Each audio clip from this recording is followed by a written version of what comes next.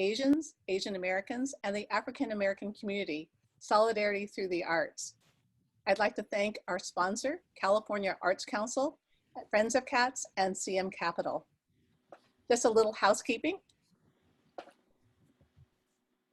If you would like to put a comment into the chat or a question, please put that on the Zoom, or if you're in Facebook Live, you can also put something into the chat.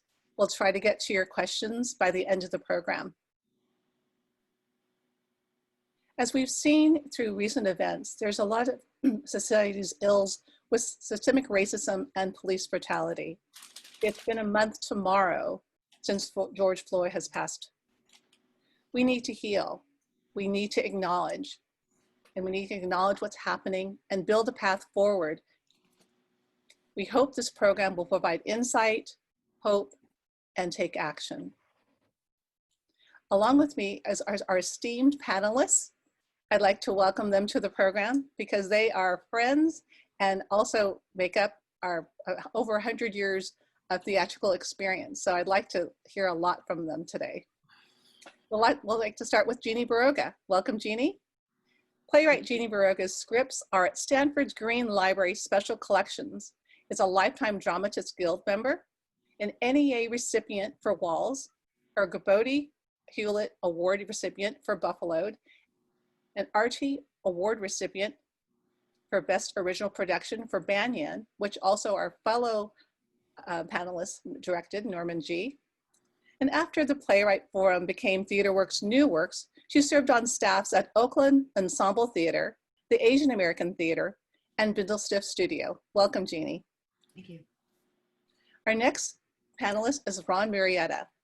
Ron has over 20 years of performing arts experience in theater, dance, music, and comedy, having performed in California, nationally, and internationally. He now dedicates his time and efforts in the area of advocacy and special focus on the arts and cultural equity. Shout out to Ron for being re-elected as board VP for the Californians for the Arts and California Arts Advocates. Congratulations, Ron. Thank you, Leianne. Pleasure to be here this evening. Great. Welcome, Norman G. Hey. Hi, Norman. Norman is the founder and artistic director of Oakland Public Theater, a different kind of Black theater. He has been an actor, director, teacher, and arts advocate in the Bay Area theaters for over 20 years. And he also has a pretty cool SoundCloud podcast called The Yay, Life in the Theater and Theater in the Life. So welcome, Norman. Hey, happy to be here. Excellent. We're here with our esteemed panel. And Jeannie, we started this conversation as soon as the protest happens, as soon as George Floyd, this was about a month ago. And as soon as we got on the board, you were saying we really need to bring this conversation to life. And you brought in your friends, Norman and Ron. Can you tell me a little bit about how you got to know these wonderful gentlemen? These wonderful gentlemen, yes. They've been in my life since childhood when I was in the mid 70s, 80s. For Ron, it was the first time I met him when I came to California, San Francisco, and I was going to theater like I had been back in the Midwest and wanted to see what the scene was like and what actors were available and what was going on. And I see this slew of Filipino actors cross across stage, which some people even remember them, Don McGuili and the Cachapra sisters, Van Bagnall, and Ron Muriera comes tripping out. And I went, oh my God, I could have Filipino actors in my plays. This could happen. So I was really, really encouraged about that.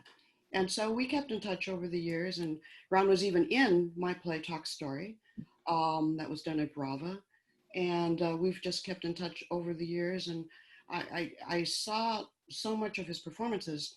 When he moved to advocacy, that I was thinking like, another hat, he's got another hat. He does so much and now he's doing this. And with his background, I think he can speak to that area pretty wisely, because if you're in the trenches and then you go out and you're advocating for what's going on in the trenches, what better type of experience can you have? Mr. Norman is who I met him at San Francisco State when Professor Carlos Barón asked me to co-teach a class with him. And in that class was Norman and some other people that I had been aware of. I'm thinking, maybe this state college's state university at that time will be able to help again with putting on stage the faces I wanted to see. And when as I was about to leave the class one day, he hands me a piece of paper, which is critiques on my play. So I thought, oh, okay, going there. Okay. And the thing was, his notes were really right on. So I was really impressed with that. And I said, let's stay in touch.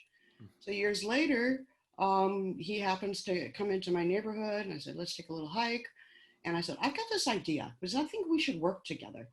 But did you ever know that there was African-American soldiers in the Philippines during the Philippine War for Independence? And his answer, like most people were, was like, no, are you kidding? I never heard of that. So we had been working off and on in readings and projects like that. Since then, I'd say I don't even know how many projects we've worked on, but Right.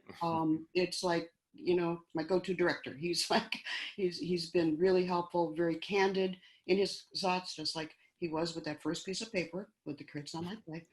And that's what I appreciate. I appreciate giving me that feedback and that honesty, because that's the only way you're going to improve, be better at what you do.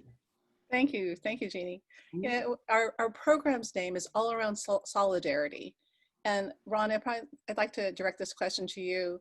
How would you regard solidarity? How would you describe that? Well, for me, I mean, I've been practicing solidarity, I think, since I was a teen. For me, solidarity is something more than just a statement or wearing a t-shirt. It's actually, I consider authentic solidarity as being able to reflect inward and think about the values and beliefs, prejudices and biases you hold. Before you can support anyone else, you have to be able to understand who you are and what you believe in. And for me personally, it's always been a life about how can I create change? And I think how can I stand genuinely with various communities to help them break the barriers of institutional racism that have always existed? Same with organizations. So for me, it's always been working with communities, individuals, organizations who are willing to create change and to basically meet head on those barriers that prevent us from equitable distribution of resources and just access. If I can share a quick story of what I refer to when I say solidarity begins as a team. As you had mentioned in my bio, I'm a musician, among many other things. I used to play in a funk and soul band based out of the Fillmore and Western Addition in San Francisco back in the 70s, which during that time was predominantly African American.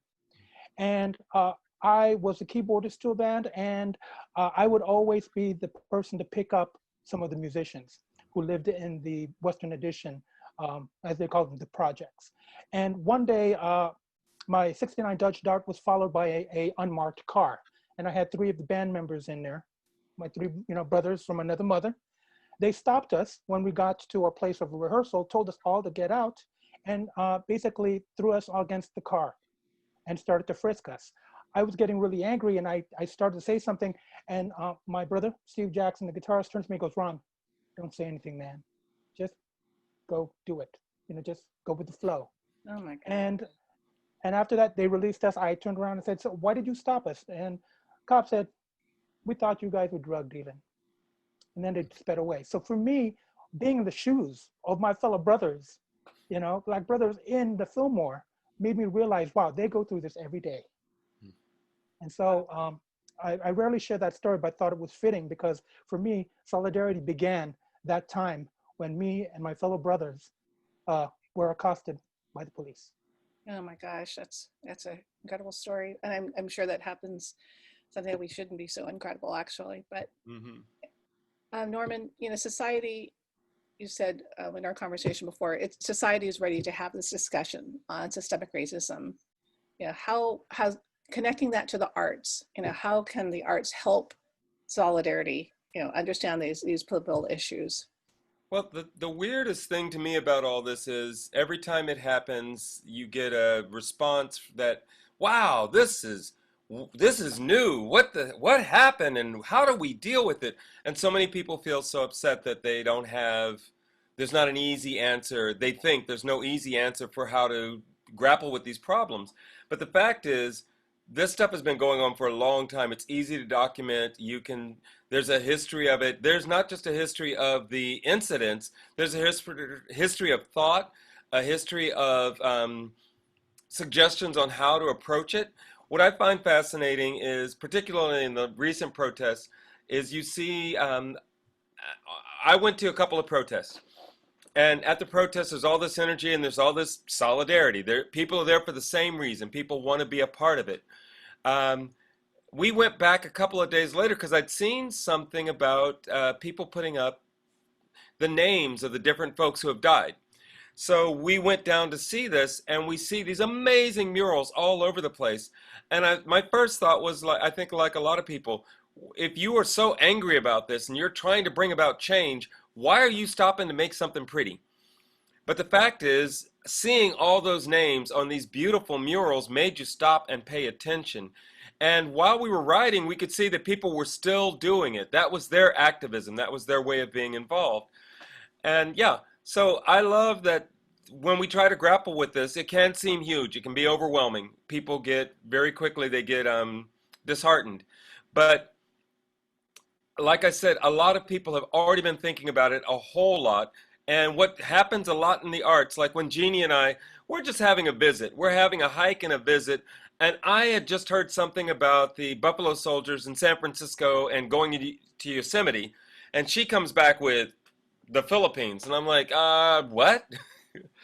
And so here's this history, this juicy history that you've got to grapple with. But if you approach it in an artistic way, you tell a satisfying story. You tell a story that is just captivating. And if you saw Buffaloed, which was the result of this conversation, it was beautiful. But it also let the audience walk out kind of going, did that really happen? Is that really true? And the fact is, there's so much of that history that is way more mind-boggling than anybody would imagine. I just had the same experience recently. We just watched, there's a TV series, Watchmen. And I'd read about this when it first came out because, one, I'm a comic book nut, so I knew about it. I was on the fence about whether or not I was going to pay attention, but for at least a week or two afterwards, everybody was talking about Tulsa, 1921 Tulsa. And I knew about it. You know, I'd done my studying. I already knew about it. But for them to take that incident, that historical incident, and stick it in a comic book story and use that as sort of the launching pad for this whole story is amazing. And it's an amazing story the way they tell it. But even more amazing to me is that if your audience then goes to check the resources, they go to check the history, they get this beautiful education. And all we did as artists was just sort of open the door for them and say, you might want to take a peek at this. Excellent. Good point. Yeah, Jeannie, what comments do you have to that? I think the idea that art can play a part that influences people is something I sent out a personal message to my artist friends, and because I was feeling it. I was feeling like, I know that question is in the air, that unspoken question that becomes louder and louder until we just are inundated with it. What can we do? What can we do? It's a plaintive question. It's almost a helpless question. And I don't want my fellow artists to feel like they're not doing anything. You know, I mean, they're the people whose their forte is to be in the streets and more visible and making that kind of art on their statements, with their statements. And then there's me. I have words. My words are my sword, really. You know, I really feel like that's what I do best. And that's what I was trying to tell the other artists is that do what you do what you do best, do what you love, make it into something that's going to resonate with people. It's something that, you know, that even laughter could be part of, but the fact is, make a message. You know, you're in a position to do that. You are stronger than you think. With your art. And that's why I think it's great to always circle back to that, is that through the arts, there's been activity. Kalai and Mendoza's his artwork is iconic now. You Yeah. see, You see it everywhere. And he goes, no, I'm not an artist. I went, "Shit, are you kidding?" You know, and this is what happened back in early history too, is that particularly Filipinos, who are these artistic groups, they came in from the Philippines. They used their artwork. They put their messages up. Their children picked that up. Their generation after that picked it up. By the 1960s, with the at San Francisco State College, the promotion for ethnic studies on campus, there was tons of art and music and skits, writing, everything that was trying to use what they do best in order to have people look at what the message is. This is our message. This has got to stop, and this has got to start. right. Yeah. Ron, one thing that we had talked about is you were saying artists are basically our second responders. And there's a value, there is celebration of our culture with that. Can you talk about that a little bit? Sure. As a board member of Californians for the Arts, and thank you, Californians for the Arts, for being one of our community partners, we have a campaign to educate decision makers, electeds, and the general community that artists are second responders. You always have the first responders who respond to a crisis, to the trauma that is at hand, but then afterwards, who are the group, who are the community that try to help rebuild, calm, folks as a result of the crisis and trauma? It's artists. Good example, Paradise. The Paradise fires there, completely overwhelmed, and a large majority of those who lost their homes were artists. But out of the ashes, where the artists went back and they created some of the most beautiful pieces of art to memorialize what happened there. And for them, that was part of a healing process where they've lost everything, yet they still continued on with their creativity and artistry to demonstrate this is once what was our community and will be our community once again. So it's important to understand that artists and the arts are essential in our society, and arts has always been a form for response to injustice, inequity, even as far back. I mean, if you look at any type of revolution, political movement, arts is always at the forefront. I mean, you don't make posters, out of I mean, that's art. People are very artistic when they create posters. It's not just text. Yep. So that's part of it. I think, Norman, you had mentioned arts are universal. They are universal. They enable us to understand things. Can you expand on that a little bit? Well, it's amazing to me. Like I said earlier, I love comics, and there's a wonderful comic called Understanding Comics. He does a chapter when he just talks about the human experience, and he opens it with cavemen. And so you see this little group of cavemen sitting around. There's a young kid who's kind of kicking at a rock, somebody else with a stick drawing in the dirt, and he describes how each of these people is somebody moaning. And he describes how all these people are expressing themselves. That's what they're dealing with, their feelings and getting them out in some way. But he said, this is an art colony. And that's, to me, every time somebody says somebody is an artist, somebody else isn't an artist, I'm like, well, you can't decide. You can't compare Bob Dylan to Pavarotti, They're very different people. We all have our own ways of expressing. I don't know how people don't find some form of expression. I mean, in his story, when he brought it back to modern times, he shows like a short order cook whipping around the kitchen and doing stuff. It's almost a little dance. Everybody has their style and their way of doing it. I think what we have found is these different cultural experiences, our backgrounds that we have to bring to the table of what is the traditional arts. Not have to bring, it's how we express ourselves. And what we do is we make these stories come to life in new ways. So I always love the opportunity to tell somebody, no, this isn't just about the politics of a situation. This is a way to bring it to life. I did Death of a Salesman recently, and I played the neighbor. Now, everybody knows Willie Loman, he's the main character, but the story covers over 3 decades of life with this neighbor. And I'm like, well, I'm a black guy. So I've been your black neighbor for over 30 years of American history. That's deep. And suddenly the relationship just took on another level with us without us changing anything. So it's one of the things I love about the arts, that we can express who we are, give an audience an opportunity to experience in a way that they've never experienced it. And yet we aren't just beating a message at them, or making this point about some politics. It's Mhm. kind of hard to unwind these things. Yep. Yeah, art is a reflection of life, absolutely, or what we make of it. One thing and a big shout out to San Jose Stage for presenting Buffaloed.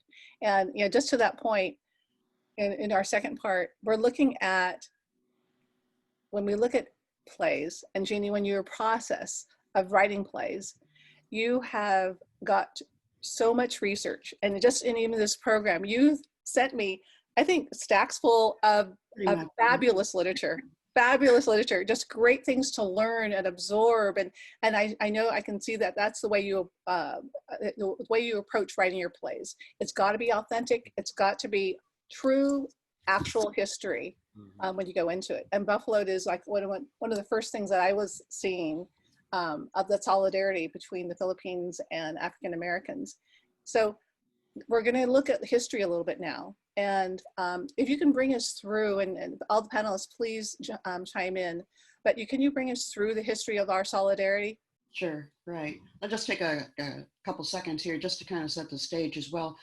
We are artists, okay? So we're coming at this from a theater and art-focused point of view, a background, and it's very unique to the Bay Area. It's unique to our age group. It's unique time period. The mid-60s on, 60s on, we lived through that. We can say we lived through that. So that's what I was hoping this was going to do, is just really concentrate on what the art and how the way people have come together. So Buffalo Soldiers were the African American troops that were started during Civil War. After that time, they were sent all over the states, Yosemite, and ended up in California before they took off to the Philippines. But by then they'd already had a presence in Cuba, Puerto Rico. They were the go-to troops to essentially save some butts, in certain battles, one being Teddy Roosevelt's. Right. Uh-huh. And so they were known to be dependable. And so when they were sent to the Philippines, that, I believe, is really the first time that two disparate groups look at each other and they think, we've kind of gone through the same thing. And that's what they sent. The Filipino insurrectos would send them flyers and say, colored soldiers, why are you doing this? You are barely out of slavery yourself. What was that, 20, 25 years ago? And you come to our country and they're treating us like they treated you. How can you do that in all consciousness? So that was the basis of the story. And that was also the, let's say, the controversy, because it was showing a US occupation that was really not seen before. This was when the U.S. was trying to be the new kid on the block. Right, the world power, yeah. Exactly. So we're just streaming through some of these pictures here. You can see he's got that last picture there. He has a rifle. Okay, the soldiers would share one rifle. If they were colored, they were lucky if they got a gun at all. So, but they're still willing to do this. This is here the first day of rehearsal. And I remember when Randy was looking around, he's going like, this is the biggest crew and cast San Jose Stage has ever had.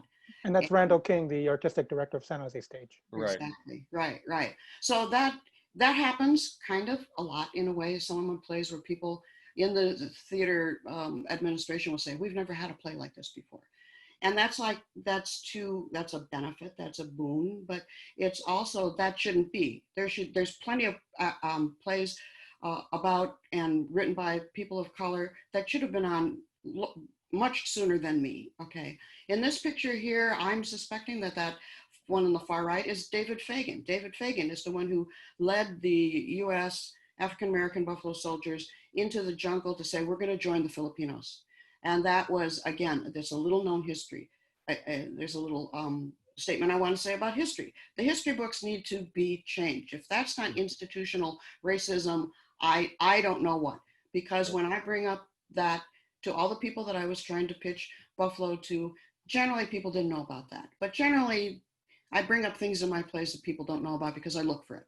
I want to show light on it. I figured that as my art is part of my giving back to the world. Really, it's like, you know what? Take a look at this. This might inform you a bit by and answer the questions you have floating around in your head.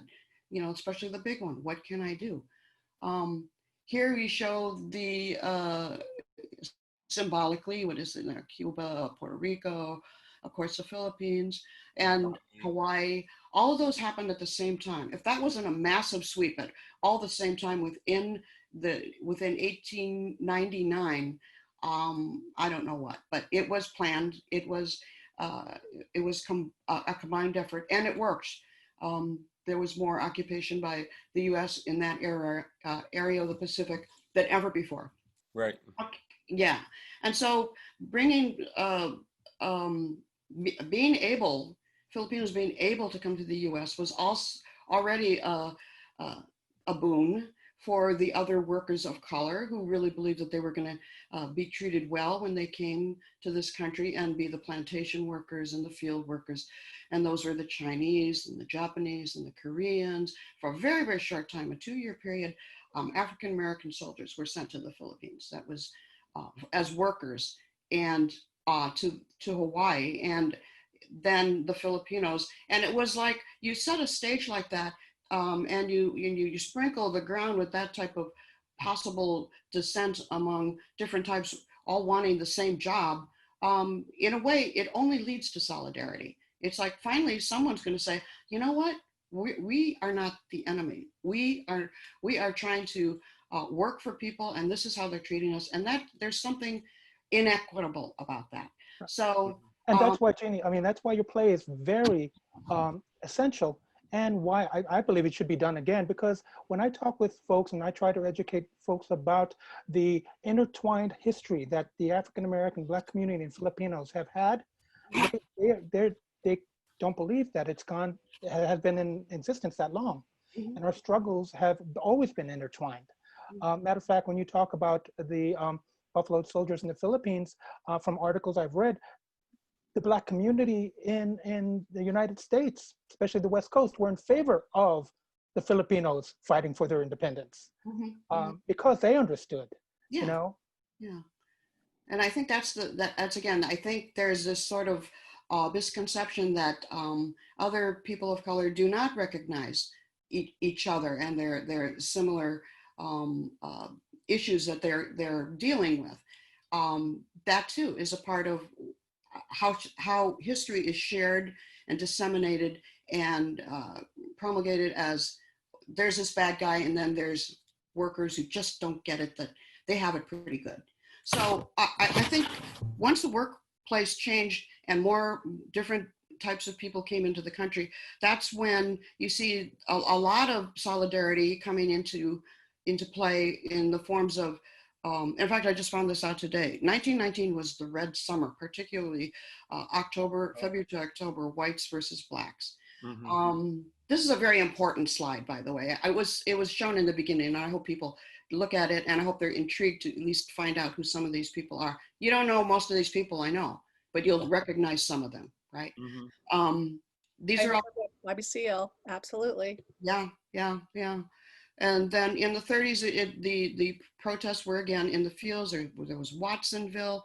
Again, they showed this one type of race that's the only one that's the rabble-rouser at the time. And you see this here. No, we all stood up for each other. Solidarity is not a new thing. It's just hidden. It's just something that, okay, that group is now a little anxious. We'll address them.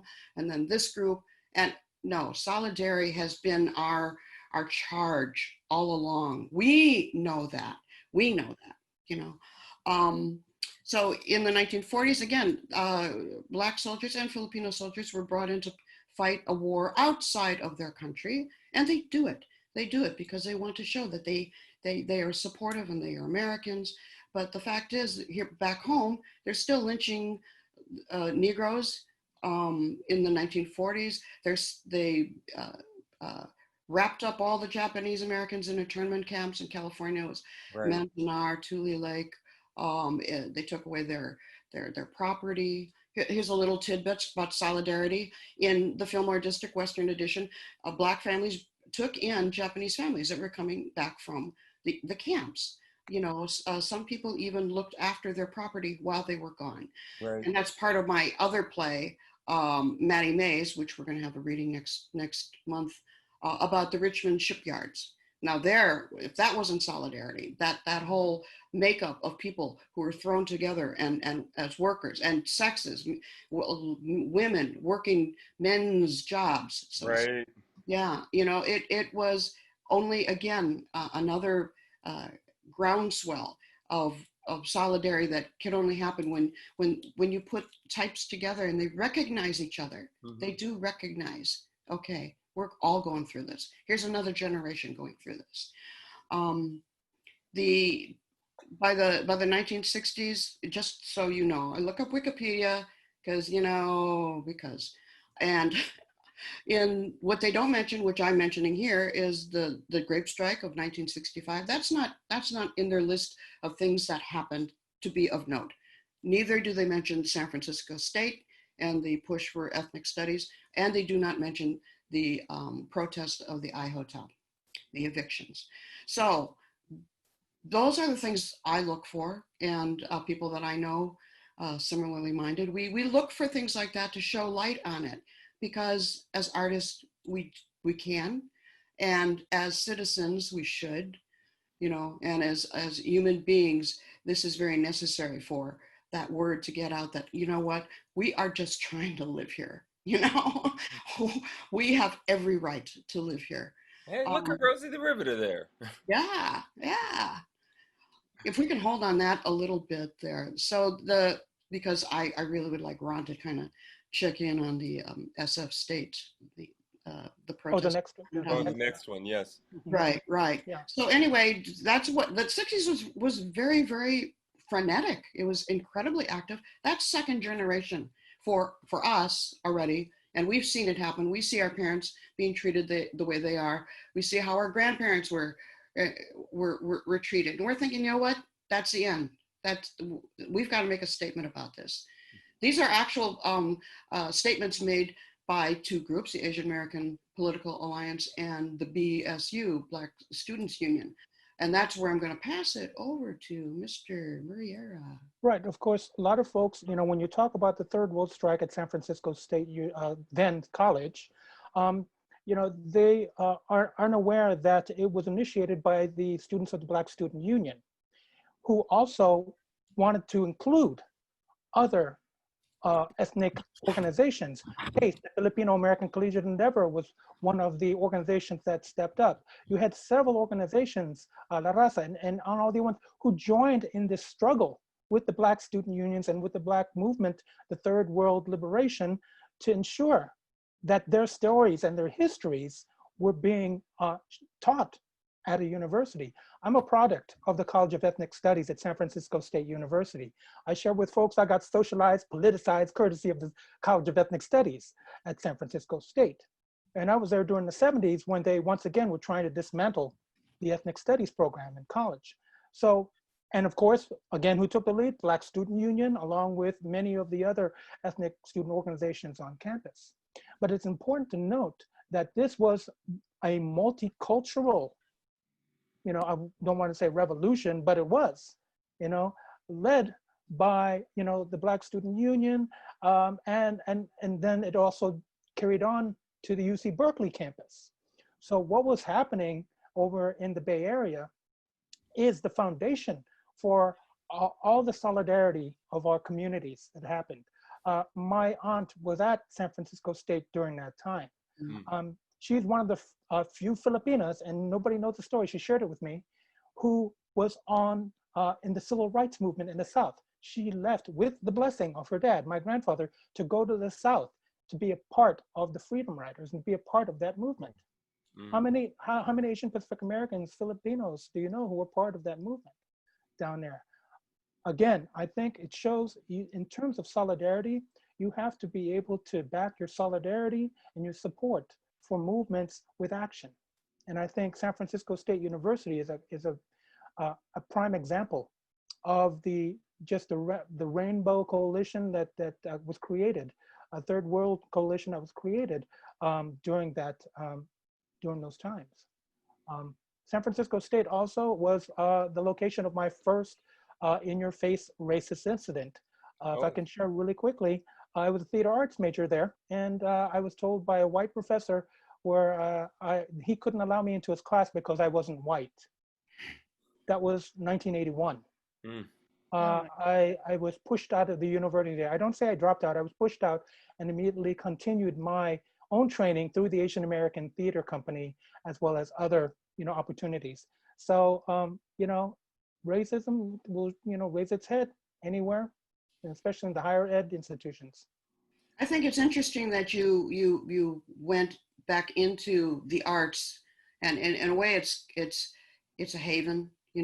It's a place where you feel safe enough to really say what you need to say, and project that in how you deal with your everyday occurrences, which I think that's something to be really aware of. People who are thinking that this solidarity that's occurring right now is new, and that's great, but it has been around, and the idea that there have been people in their ways changing over the years, and I think you should be aware of that if you have changed at all from what you thought as a child because of some incident, that there is growth. And I think that's something that just means you could also do better. Okay. And that's true of myself and most everyone I know. There's still things, I check myself on to make sure I And need. here's another good example is the I Hotel, the fall of the International Hotel. Exactly. When you talk about solidarity, and especially in San Francisco, a group of, Black members of the community joined the 3,000 people who made a human barrier to prevent the San Francisco PD, the Sheriff's Department, from coming in and evicting 100 elderly right. elderly residents from the International Hotel. And still to this day, many people don't know about that incident, about that situation, about this piece of history. Or they only know a piece of it. And that's a Yes. huge thing with a lot of this history is we hear it from one, there's some digestible way this has been put together and passed on, and we don't hear the full story, and people get dropped out. I mean, everybody knows the name Cesar Chavez, but do you know those other folks that were in that photo? Right. They were there. In fact, Larry Cesar Idleon, Chavez Philip joined Veracruz. with them. Right. Say that again, Ron. Larry Idleon, Philip Veracruz. I mean, all these folks were key, and I think, if folks, when we talk about art, there's a great documentary by Curtis Choi called The Fall of the I Hotel, which covers this entire, eviction in San Francisco during the 70s. Yeah. And Oscar Penaranda, he was a playwright. He is a playwright. He's a writer. So whatever he writes is, to me, amazing. So, but he did write a play about that as well. And again, these are people who cut their teeth at San Francisco State. And he's now a professor. He's been a professor at quite a few institutions. And he's a maven as far as I'm concerned. He's just the go-to person to learn so much about both sides of the ocean. He's a scholar that way. But these artists, again, they rely on their art in order to make their stronger statements. And there's the people of color theaters. Thank you, that worked out. Nice transition. Yeah, right. Three theaters in particular that back in the mid 80s were already doing a collaborative project that involved the San Francisco Foundation, who listened to Phil Esparza of El Chato Campesino. He said, why don't we get these key emerging at that time theaters of color to be funded all at once for a project, for one play that will move from theater to theater. We share the resources, we share the costs, we share the profits. And it was like an incredible idea. It's something that could probably still work today, but it was vanguard back then. So the second one, Oakland Ensemble, where I was a literary manager and the artistic director there at the time, for a long time, Benny Sato Ambush. So Shout out Phil, to Benny. Betty, yeah, shout out. And Eric Hayashi of Asian American Theater. I talked to them, all three of them, last week. They just came to bat. I said, I need some information about what this project was all about. And so they all filled me in. Phil and I talked a long time, and it was just something that I said, you know what, this is something that really needs to be brought to the surface. That type of solidarity was so amazing that it should happen, and that it for the most part worked, and it just needed to be continued in some way, because that's how we knew how to get things done. We would rely on each other. Theaters, as small as they could be and were at that time, they needed the resources and the support, and just really kind of the pat on the back too, saying, yeah, we can do this. We can do this. We'll bond together. Excellent point.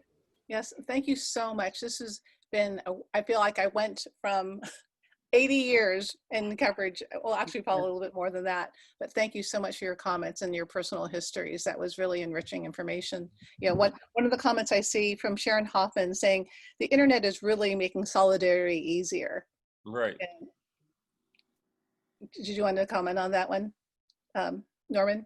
Well, you don't know. What I love is because it's so visual, you don't know where the message is coming from. You get the message, and then you start finding out more about it. So you suddenly find yourself going, oh, I'm in agreement with this person, or oh, this community is already involved in this idea that's just come to me, or I've just become familiar with. The ability to track into resources and see what else is going on is just instant. Yeah, and as someone who cut his teeth in community organizing, the internet has made it easier to basically communicate, not just in one location, but across all different sectors, even outside of your boundaries. So to be able to mobilize people quicker, Right. is that, it's amazing. Whereas back in the day, call somebody on the phone. The dial phone. phone Okay, tag. we're gonna be meeting phone tree. We're gonna be meeting over at Ron's place Right. to And someone organize. did it. Or you someone had know? a party line. Yeah. Right. So but the internet has made things a lot more convenient and easier to organize, especially in solidarity for the Black Lives Movement and many other movements that are happening with regards to Right. justice, inequity, and injustice. Great. This has been fabulous. If we can move to our next section of looking at what does theater look like today, and what is the theater, what have you experienced in the past we're looking at solidarity, but also we're looking at challenges that you might be dealing with. Norman, you talked about like cognitive dissonance that exists in theater, and Right. can you talk about that for a minute? Yeah, it's as somebody who, as I was coming out of college, I had an experience that I'd never forgotten. There was a young man who was getting a graduating a year before me, and we were talking about how hard it would be to get out of that very safe environment and out into the big world. And he just very honestly turned to me and said, well, but it's going to be easier for me than it is for you. Mm. And I hadn't really thought about it, but he was just looking at me and saying, what are those opportunities? I've spent my whole career playing characters who maybe the writer didn't think of as being black. Maybe even sometimes I've even been cast in shows where the director didn't think of the character as black. And I'm like, well, you're going to have to tell the audience, because when they see me, I think they're going to think that guy is black. But it helped me to start looking at all the different parts of history that tell you we've been there. We've all been there. You can see evidence of us throughout these cultures for centuries. So these crossovers have already been happening, and you can bring them to these stories, be it Shakespeare. For me, that's where it started, was with Shakespeare. But I find it even more fascinating when I started working with a director who very intentionally was casting me in roles that you might not expect that's going to be a black guy. The audience brings their experience to it. So that's what we were talking about with this cognitive dissonance. When you have the play that really caught me with it is a little play called Tiny Dimes. It's two white men. It's a group of people in a corporate meeting room, and they're two white people, two white guys, The director cast two Asian women and a black man. The black man spends most of the play just marching back and forth in the back of the stage. The two guys are sort of jockeying for power, who's going to be the alpha, and the women are, sort of in a secretarial role and do that. Well, what was exciting to me was watching the audience or being a part of the audience and noticing somebody next to me laugh at something where I'm like, what was that? Did I miss something? Or hearing somebody go, And I know for myself, I'm watching that black man and going, what is he doing in this story? What's this about? And realizing that I'm bringing my own experience, the whole audience is bringing their own experience to this. So you're suddenly seeing these Asian women as whatever stereotype you want to throw onto it. We as audience are all bringing that to the mix. So the writer didn't think of this at all. The director did. He was really smart about it. And a lot of it he didn't try to force. He just allowed the people to be who they were and know that the audience is then going to either fit you into their conception of what you should be, or they're going to be forced into a new way of thinking when you don't fit in that mold. I was like, oh my God, this is the theater I want to make for the rest of my life. So when somebody says multiculturalism, I hate that idea that you're going to have, what do they call it, colorblind casting. Unless your audience is literally blind, when I walk on stage, they will know I'm black. They're going to know what you are. So that's a ridiculous notion. Our society has roles for all our different peoples. Either we fit within the roles that society expects or we don't, and that is the story. Either way, it makes for a much more dynamic telling of theater. And I suddenly was like, wow, there's no play that I can't touch that won't reflect this. And that means I will be doing my activism for the rest of my life. And I have been. My whole career has been doing this, even when I wasn't trying to do it. I'm just a black guy trying to do whatever. And somebody comes up and says, wow, that moment when you were talking about that, it just made me think of that moment of oppression in black culture. And I'm like, okay, yeah, yes, and that's great. And then I started seeing it as I dealt with other cultures. I spent a lot of time with the Asian American theater, and people would kind of wonder what I was doing there. I was loving theater and really enjoying the experience of seeing somebody else go through exactly what I was going through. We have all these expectations of who you are by how we see you. And I can either play into that and use that to get a message through, or I can take you someplace completely different and you have to go, oh, I guess those people do that too. It's kind of amazing. Mm-hmm. And reflects on many different things from society and theater beyond. Ron, did you have a comment on that? Well, not really. I was just thinking about just in terms of how theater is changing. And, one thing, there's a lot of things that are happening now with regards to theaters, especially within our own backyard in the Bay Area. You're probably aware of a living document, a Google document that was provided for theater artists and other artists who were interacting with theaters to share their experiences of racism and bias and everything else. Matter of fact, I believe tonight, right, Norman? TBA is actually. Yes, there's a meeting about it tonight, and I think they're going to have a second meeting. Yes. On July 1st. And again, there is theaters, while it's the great place for expression and everything, also is a part of those institutions that have institutional racism. I mean, when you're talking, and Norman's talking about casting, well, let's also just talk in terms of administrative as well as, leadership. Right. How many of those major theaters have people of color on their boards or staff?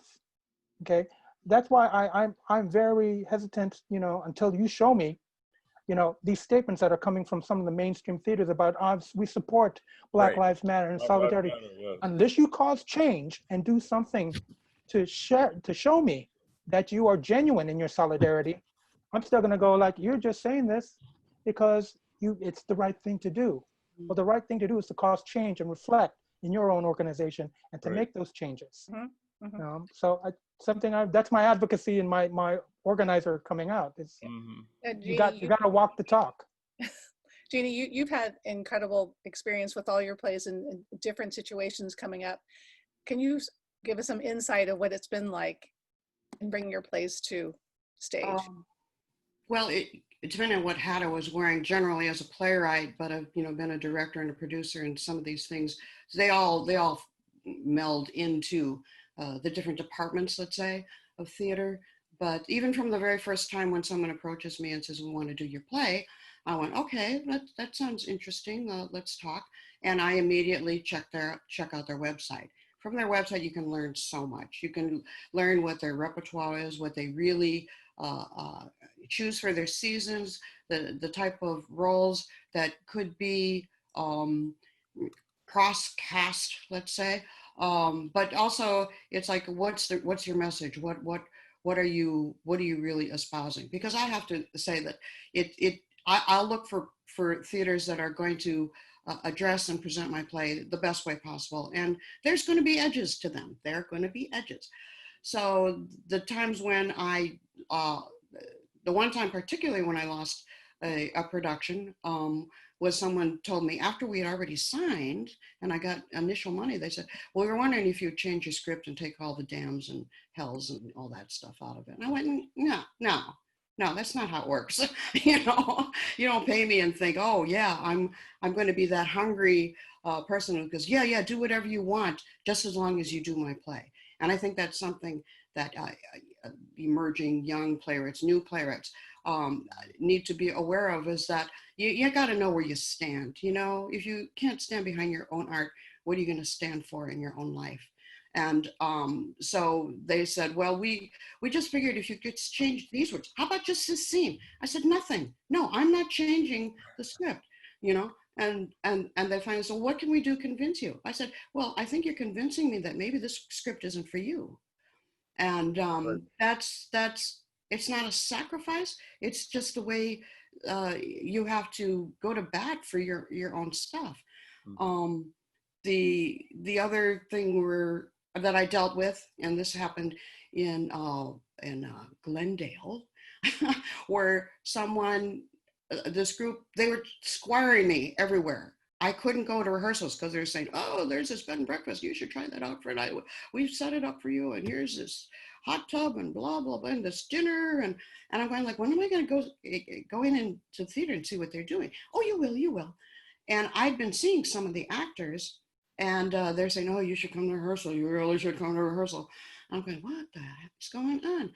And I show up for tech, and I see that the role that I had specified as a Black African actress to be the young friend of the Asian girl, Filipino, was white. And I went, "Excuse me, we think we need to talk here." And they said, "Well, no, this is really artistic choices, and there's a reason we chose that." And I went, "Particularly why?" So, because we couldn't find the right Black actress to do the role. Okay, that says it right there. There's when they tell you, "Oh, we don't think we can cast it the way you actually want it to, but it's still going to be a good play." It's like, no, that's not how it works. So I specify these characters. These are the people in my life that I see on the streets and I rub shoulders with, and I want them seen on stage. I don't want to see a bunch of people that all look like each other. That wasn't the point of the play. And again, what are you willing to stand for?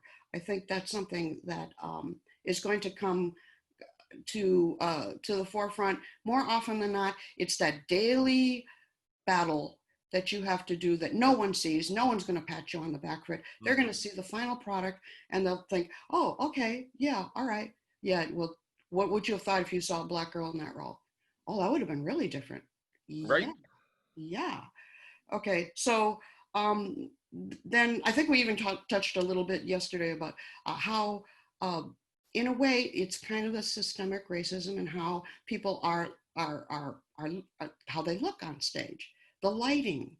I had to go to bat with one of the lighting designers, and being a playwright, there's this expectation. Okay, you give us your play, goodbye. We'll see you on opening night. And I have a tendency not to do that, probably to the detriment of some crews and stuff like that. But it was like, no, that's the lighting is not the same as this scene before. We need to see these people. They're different skin colors, and the light's got to hit them so they don't look like green Right. dragons, you know? Right. So, Norman, you had a comment on that one before. yeah, Oh, yeah. just that, it's just a technical thing. You have to light different skin tones different ways. If you don't, the pale people end up looking like zombies and the black people end up looking like they have gray skin.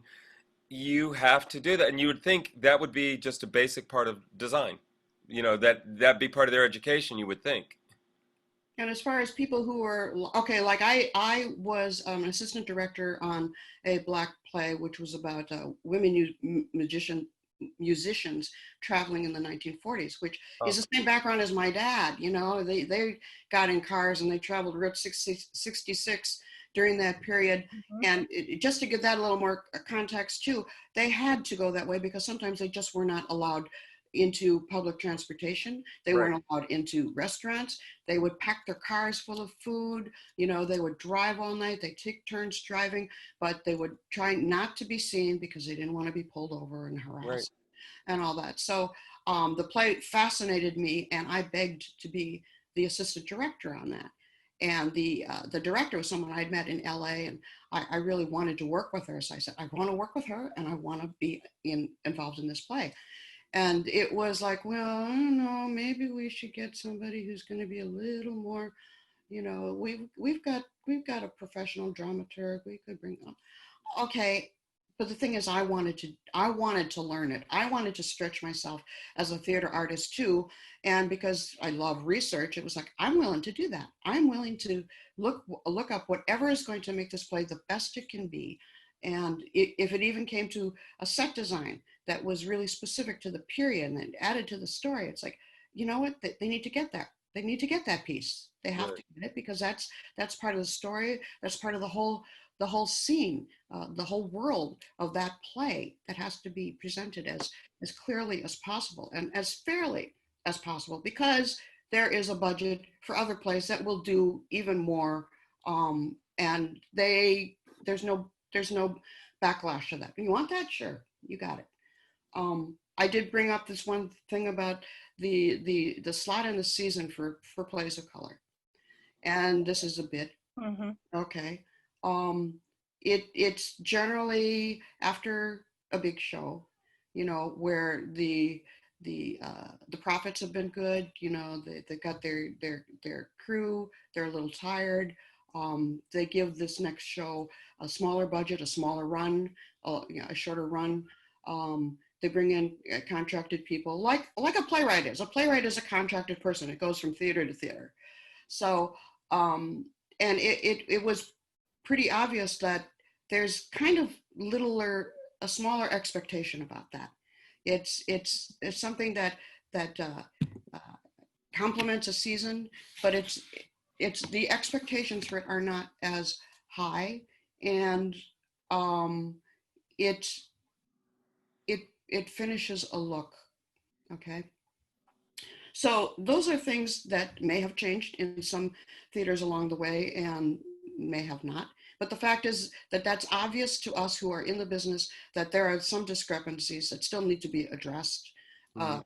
things that are going to make it across the board. Even the grant writing language, the language that I have to say CAC and SFAC have been wonderful in really making sure the inclusiveness of it is as wide a parameter as possible, especially for artists of color.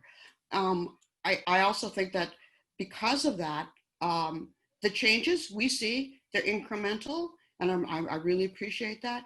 What else can you do? I still see an administration that's predominantly white. Okay, And male. yeah, do they have any say? Do they have any decision making rights? Um, do you what is the makeup of your staff as well? What is the safety of your outfit, whether it's theater or a business or an organization? What's the safety for people of color if they see something and they want to say something? Okay. Mhm. It's just this is something that puts I'm going to say young artists because they're hungry. I was hungry. I would say I want my stuff done, But then the check marks is like, you can have it done if ding, ding, ding, ding. And a lot of those check marks I just didn't feel like doing. Okay. So that's something to be aware of. Again, going to bat for your art, your message. Again, they're not lauded in any way. No one's going to pin a medal on you. But I think people should be aware that the state of any organization, whether it's theater or an office situation or something like that, you've got to recognize that, yes, there are incremental changes. You could be so much more by now. This is the millennium, for crying out loud, you know. So I'm sorry. I'm kind of going a little.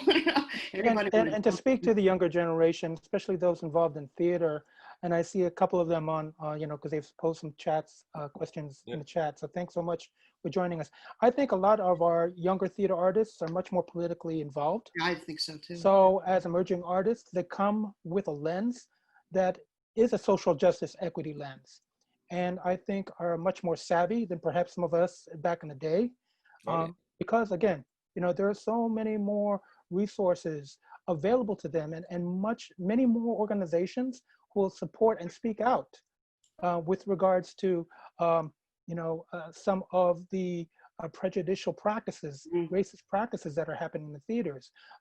You know, don't even get me into like, you know, the issues of yellowface a couple of years ago and blackface.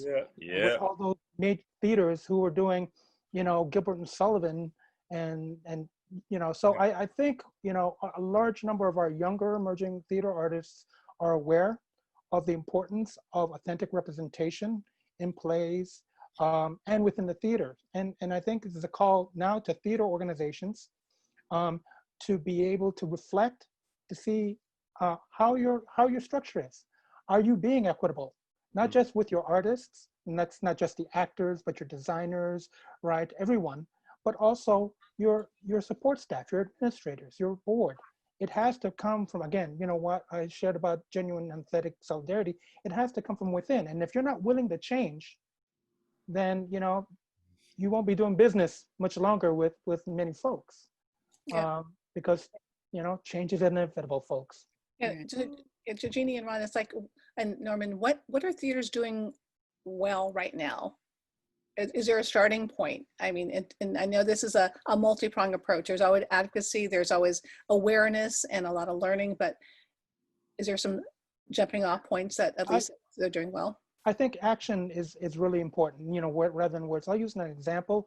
You know, I'm heartened to see that San Jose Stage has been actively engaged in some of the efforts to support and solidarity of Black Lives Matter movement. During the protests in San Jose, they were part of the hashtag Open Your Lobby, providing respite. That was really innovative. I was impressed. I was really providing refreshments, a place to just get yourselves together and then go back out there and protest. They, along with other theaters, you know, in the Bay Area as well as nationwide, were participating in that. That demonstrates action. You know, as being somebody there, and I'll be upfront, and I'm hoping that they'll make some changes. I was the only staff person of color on the main administrative staff. So, you know, and they understand it because a lot of times resources are few, but they are making efforts to ensure the diversity, the leaders there, diversity on staff, as well as, and you can see it on stage. I mean, they've been making efforts to diversify staff, absolutely. Or actors on stage, as well as, you know, playwright. They've always been diverse in their offerings of playwrights. I mean, Jeannie is one of the folks that you know, was able to do world premiere Buffalo there. You know, Luis. That was 2012. They had a 3-year collaboration with El Teatro Campesino and did Valley of the Heart and Mama Carlota. That was fabulous. Big cast too. Yeah, and 2 big casts. But that, I think, is important for theaters to demonstrate that they're making change and that they are being inclusive.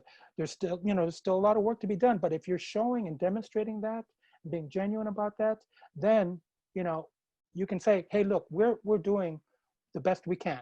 We've reflected, and this is what we need to do. It's not going to happen overnight, but we're doing it. Yep. I mean, I've been a subscriber to San Jose Stage for years, and it's just been becoming so much better and reflective not only the cast, but also the shows that they're selecting. And it's worth every minute that I'm spending there just to build that. So And the same can be said for City Lights, which is just up the road.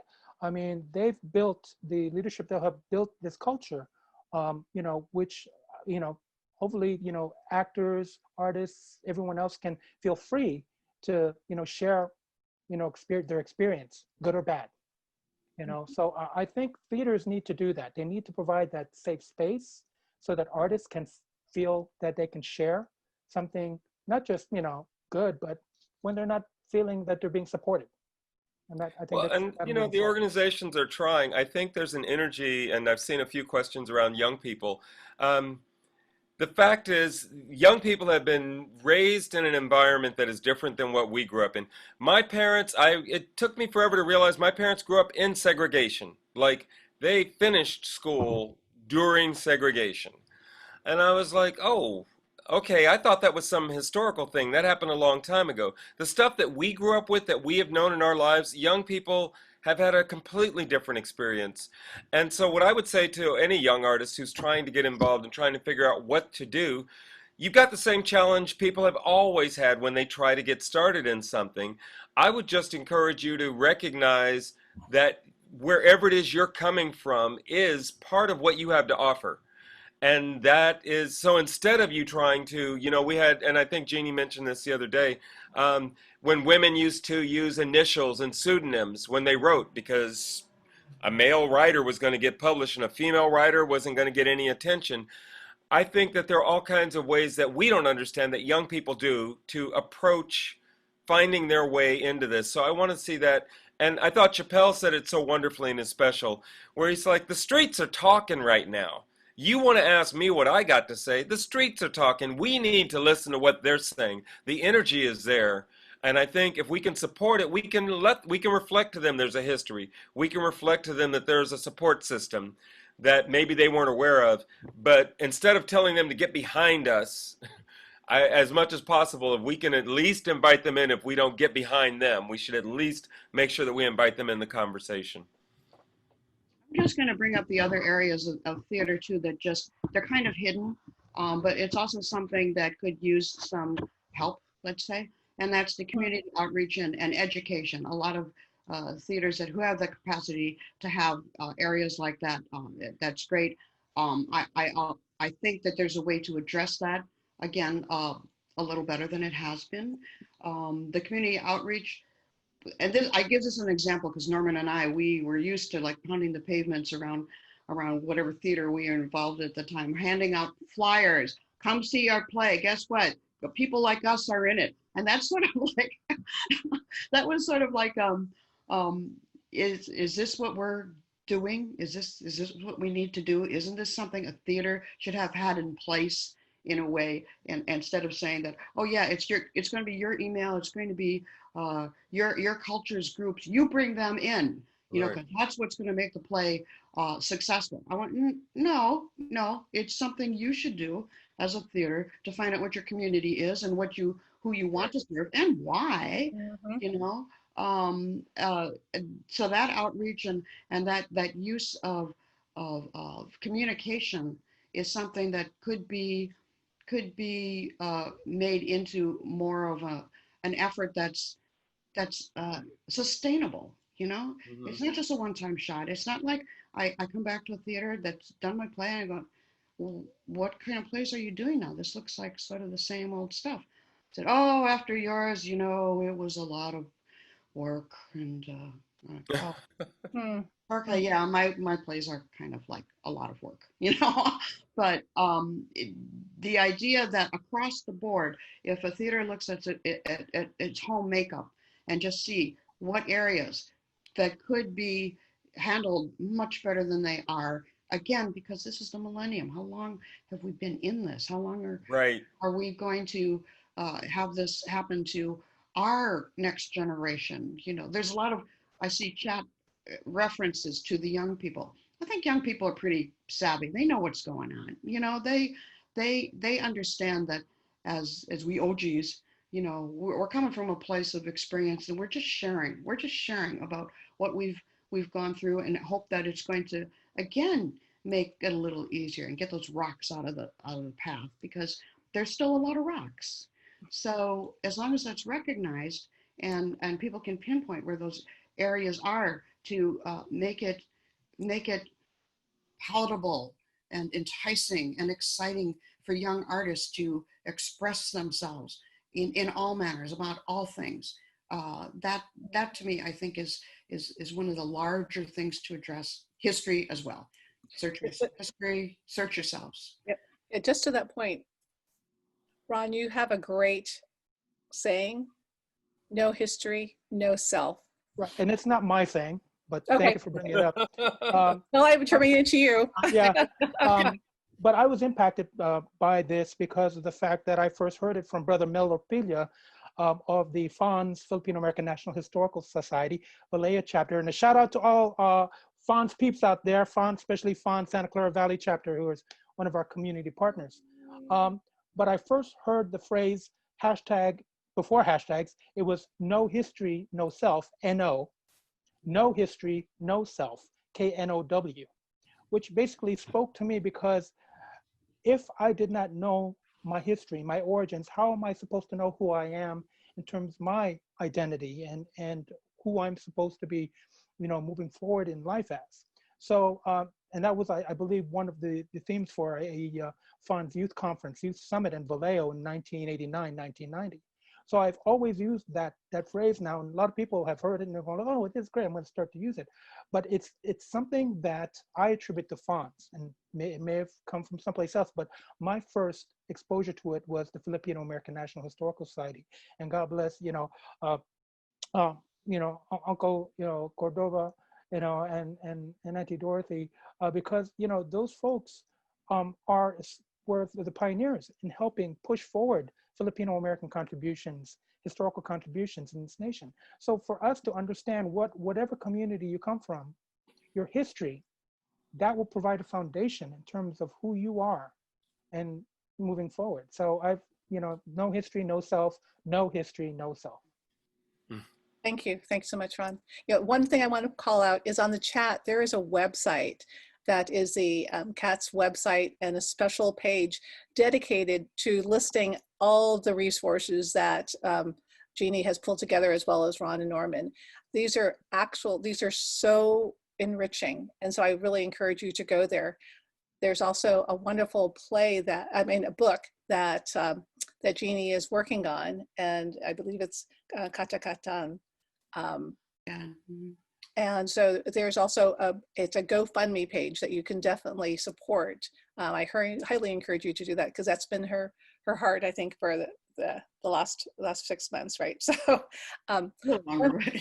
okay. One thing that I remember hearing from Ron, that you said, arts are a bridge for healing, and I think we really need to do that right now. Can the panelists, Norman, Jeannie, Ron, can you remark on that? I come from, a background. My mom was a doctor for over 30 years in San Francisco. And in the beginning of my artistic journey, she wasn't very supportive. She wanted me to be a doctor too, but she soon realized that I had this star over my head. And so she then continued to support my artistic and creative endeavors. And so one of the things that she shared with me before she passed on was to continue what I'm doing, but also know that the arts that you're doing, theater and dance and everything else, makes not just you healthy, but makes the entire community healthy. Mm-hmm. So for me, arts and health, arts and well-being, arts helps in healing. And a lot of folks, and we're not just talking about in just a therapeutic way, but just having the arts, any type of arts in your life right now, I think helps bring a calmness and a centering for all of us, given everything that's happening. Take a look at the stay in place that we're in. What are people turning to? The arts. Mm-hmm. And so folks have had to pivot really quickly, arts and culture organizations, to provide content online. And that's dance, music, theater, spoken word, video arts. So again, part of that, the major role of the arts is to help heal and reconnect communities. Excellent, thank you. And just a note on CATS, if anyone goes to the CATS Facebook page, we put as many of these great opportunities for the arts, whether it be theater or books or literary and everything. So that's definitely a place for you to look. There's many others, but we're one of those major sources. Jeannie and Norman? I'll probably ditto to Ron. I think that's very important. I did mention it before, but I'll just go into a little more detail now. As far as part of the healing, you need to know where you are personally, what your background is in how you were first introduced to any type of racism. Has it colored your thinking longer than you thought it would? Does it still color it? Have you taken steps every day, every week, every month since age 5 when you realize there's something inequitable going on? Again, I think kids are pretty savvy. They understand what's going on. And the ones who take it on that early, I applaud them. It means that they've been doing this all their lives. And this is something that they should be aware that this is their power to just pad their base knowledge about what's going on in the world in general, you know. And pick your battles wisely, you know. Again, this is, I don't want to use that term like it takes time. The time's passed. The time has been here for so long now. So the more concerted the effort happens, particularly because of this wonderful addition of social media, things are happening really quickly. I'm encouraged. I have to say, I'm really encouraged by the responses that are coming out, and artistically and socially and legally. There are people looking at all areas, as they should, and as long as these articles keep coming about what to look for to help make things happen, look to yourself first, you know, see what your inner power is that you can add to all this. Keep it going, just keep it going. Norman, did you have 1 minute of a comment on that? Sure. Well, you talked about heart. There's you know, they say that there's only so many different types of stories, which means we've heard them. When we heard them, we've heard them.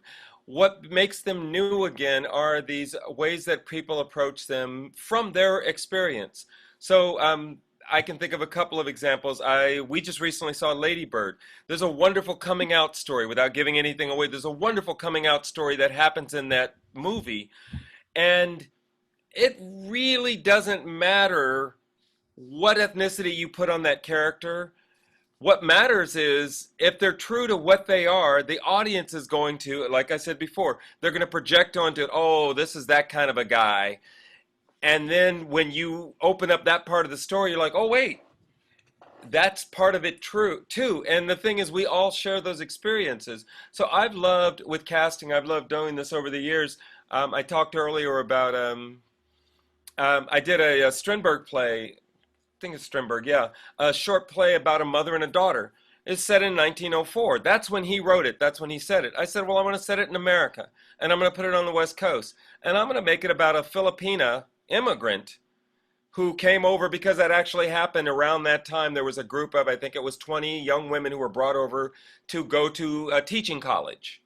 So let's say one of them got here and ended up staying. Let's say she got pregnant. Let's say she ended up raising a child by herself. That's exactly the story that Strindberg sets up. By giving the audience that same story without changing anything, but knowing that history so that I can accurately portray it, my audience, who is aware of the Philippine experience, goes, whoa, this is amazing. My audience who isn't goes, I never thought of that.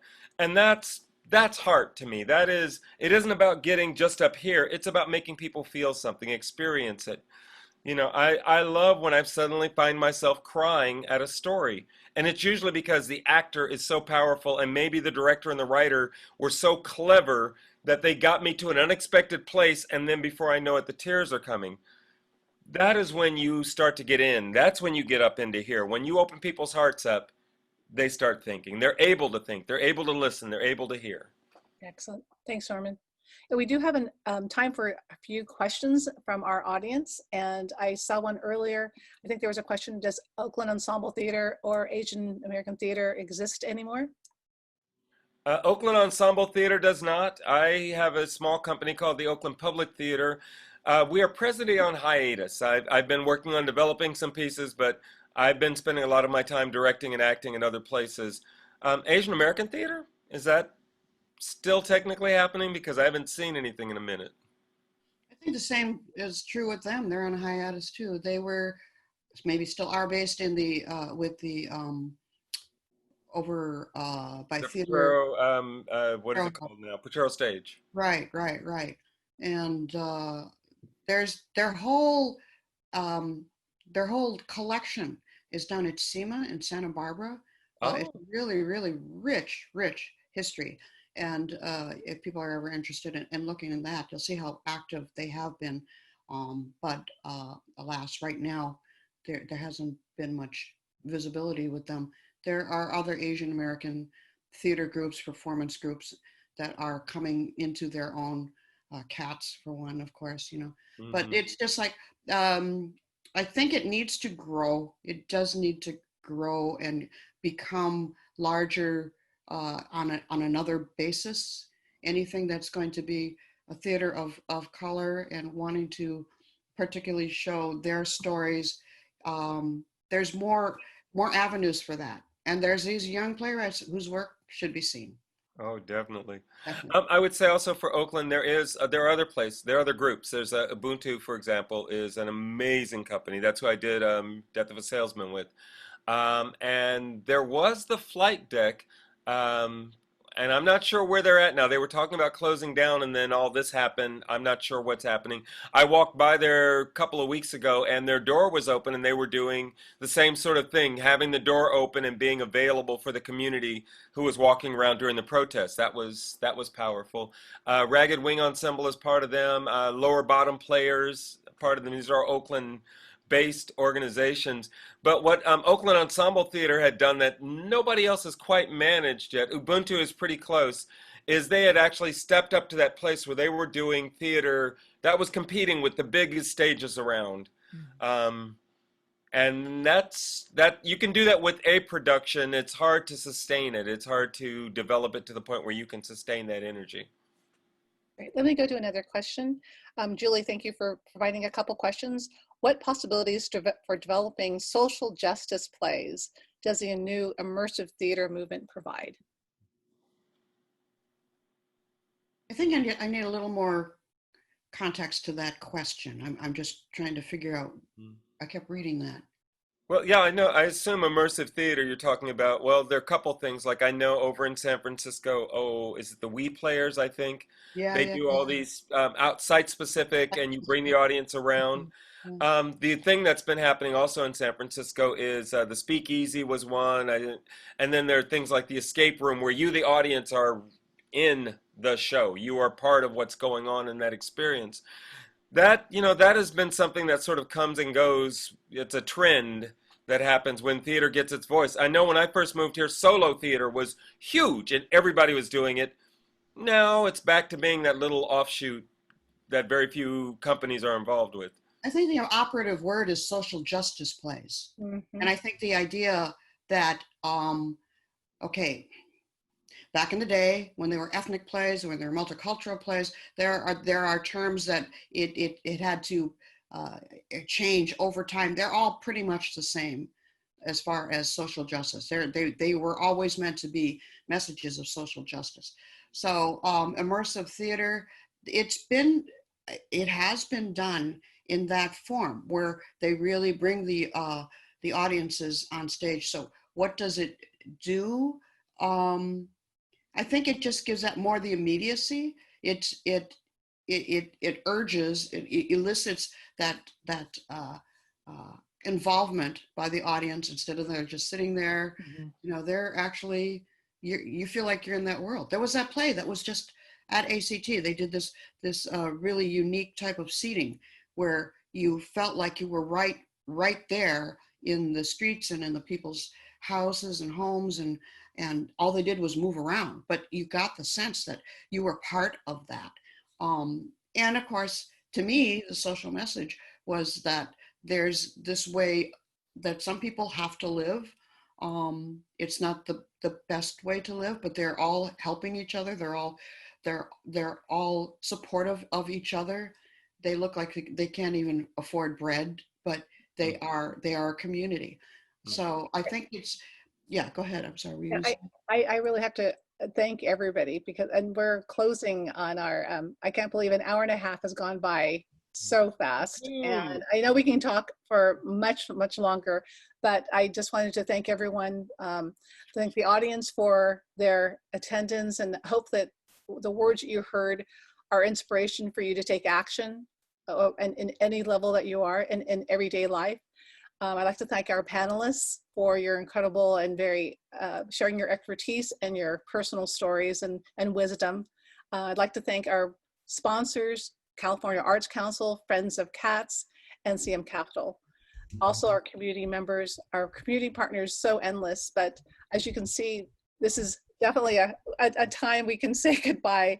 And please, thank you again to our panelists. Wealth of information, and we really appreciate it. Please go to the resources that you see in the chat and on this slide for more. Again, our sponsors, CM Capital, California Arts Council, and Friends of Cats. Always important to have friends out there. We have such great community partners who help get the word out about this production, and include, as you can see, it's too numerous to mention all in one time. Also look out for, there's a great contest that was done on Ding Ding TV. Please take a look at it because it's all about time of COVID-19. Also, as I mentioned, Jeannie has a fabulous new GoFundMe project, Katakagan, and please go to the site to take a look at that. Again, this is Cats and sffilmfest.org. Next Wednesday, we do have a live performance by Chris Fukujigami, and he is a fabulous ukulele player who's from Hawaii, playing next Wednesday at 8. And on October, we will have an online film festival called Reconnect Online. So please take a look at it. On behalf of CATS and SVAP Film Fest, thank you so much for coming and spending your time with us. Have a great day. Bye, everybody. Thank you, everybody. Bye. Thank you.